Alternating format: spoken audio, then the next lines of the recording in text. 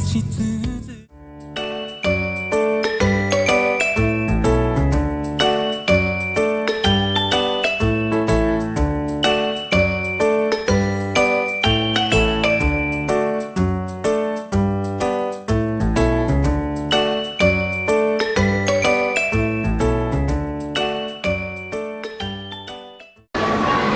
Al-Quran menjadi pedoman umat Islam yang mengajarkan banyak sekali ilmu kita, salah satunya keimanan, kejujuran, akhlak yang baik, serta cara hidup yang benar.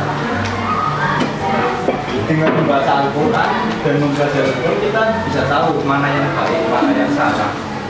Kita tahu nggak? Al-Quran itu disebut sebagai Al-Furqan. Al-Furqan. Al-Furqan. Ya. Ada yang tahu nggak Al-Furqan itu apa? Al-Furqan itu pembeda. Jadi kalau kita mempelajari bisa membedakan mana yang baik, mana yang benar, mana yang tidak, mana yang diperintahkan. Selain itu Al-Quran juga menceritakan tentang kisah-kisah Nabi dan kisah-kisah para sahabat-sahabat Nabi yang soleh-solehah. Selain itu Al-Quran memberi kita nasihat dan peringatan agar kita tidak melakukan perbuatan yang buruk. Selanjutnya akan di sini ada di sini tahu nggak gimana Al-Quran itu diturunkan, gimana Al-Quran itu bisa jadi kitab umat Islam. Jadi kakak di sini akan menjelaskan sejarah Al-Quran. Sejarah Al-Quran itu dimulai pada saat Nabi Muhammad SAW diangkat menjadi Nabi dan Rasul di dunia. Dan waktu itu Nabi Muhammad sedang dipisah. Kemudian datang pasukan cahaya, datang menghampiri Nabi Muhammad. Kau itu seperti cahayanya itu apa? Itu adalah malaikat Jibril. Malaikat Jibril datang menghampiri Nabi Muhammad, memeluk Nabi Muhammad, lalu berkata, Iqra, dia baca. Tapi Nabi Muhammad gak bisa baca. Aku gak bisa baca, Jibril. Aku gak bisa baca. Apa yang kamu maksud? Terus malaikat Jibril datang dan memeluk Nabi Muhammad tadi. Iqra. Dan 3 kali Nabi Muhammad dipeluk lagi sama malaikat Jibril. Lalu dilepaskannya perlahan-lahan. Turunlah surat Al-Alaq ayat 1-5.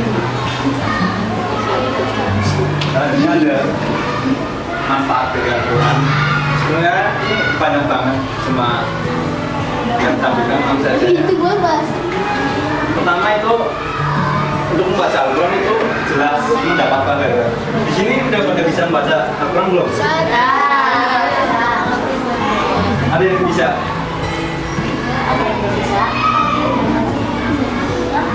Orang yang nggak bisa membaca Al-Quran atau masih patah-patah dalam membaca Al-Quran itu mendapat 2 pahala.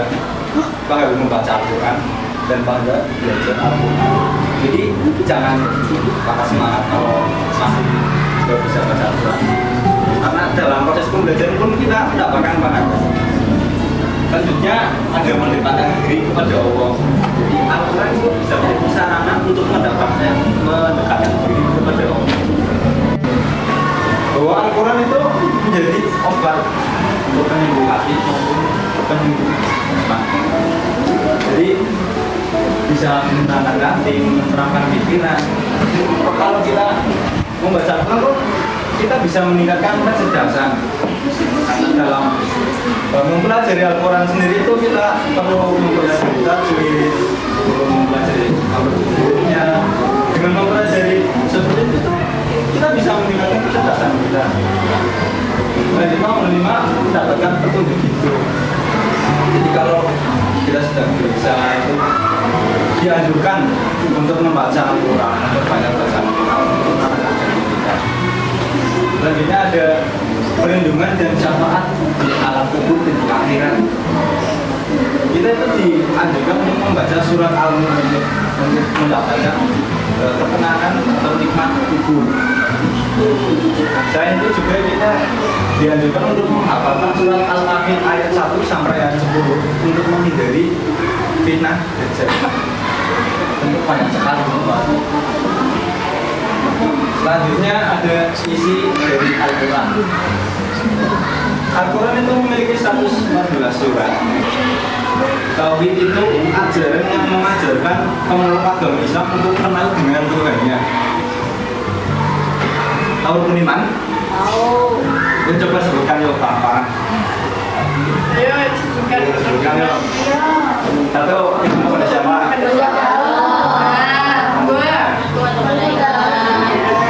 Tiga. Masih pada. Empat. Yang terakhir. Lima. Enam.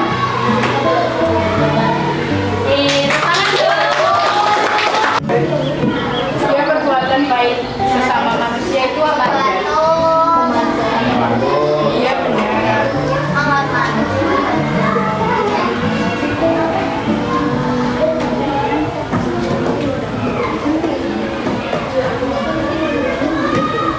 Misalkan ada teman yang ketinggalan bawa pulpen itu gimana? Iya. Itu bisa dibalikin itu gimana?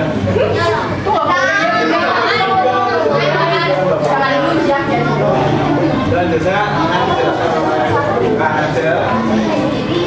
Ya. Isi dari Al-Quran selanjutnya adalah kisah Nabi dan orang soleh. Adik-adik pernah dengar nggak cerita kaumnya Nabi Nuh yang diazab sama Allah? Nah ya, karena mereka tidak menyembah kepada Allah, mereka menyembah patung, menyembah berhala, itu nggak boleh ya adik-adik. Seperti kisah Nabi Nuh dan banjir besar pada Quran surat Al-A'raf ayat 59. Sesungguhnya kami telah mengutus Nuh kepada kaumnya, lalu dia berkata, wahai kaumku, sembahlah Allah. Sekali-kali tak ada Tuhan bagimu selainnya. Sesungguhnya kalau kamu tidak menyembah Allah, aku takut kamu akan ditimpa azab dari yang besar. Dan waktu itu benar, Nabi Nuh udah nyuruh kaumnya, ayo hambaku berdoa sama Allah, jangan tinggalkan berhala. Tapi kaumnya nggak mendengarkan, jadinya ya udah ditimpa azab yang besar, banjir gede selama kurang lebih 63 tahun.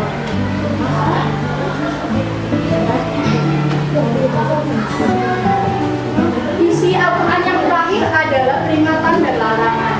Al-Quran itu menyuruh kita untuk menjauhi perbuatan buruk. Di sini tuh ada yang tahu nggak perbuatan buruk itu kayak apa sih?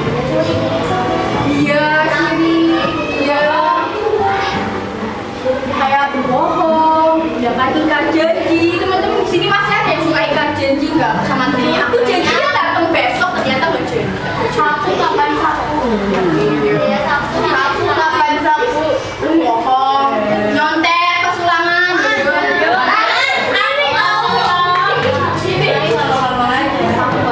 Boleh lo ya, harus jujur, nggak boleh nyontek keulangan. Lebih baik nilainya sedikit karena jujur daripada nilainya banyak karena bohong. Jujur, iya kan? Itu Allah suka nanti di hari akhir dihisab. Ayo.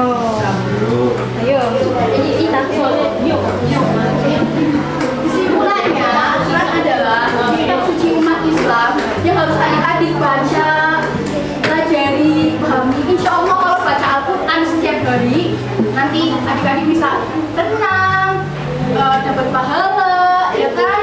Kalau disayang Allah kan akan dipermudah, lancar. Nanti adik-adik mau ujian, insya Allah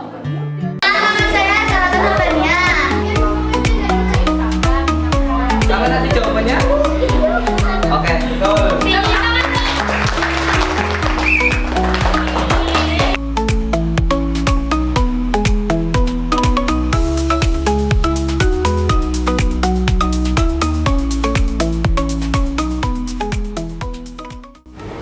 Bully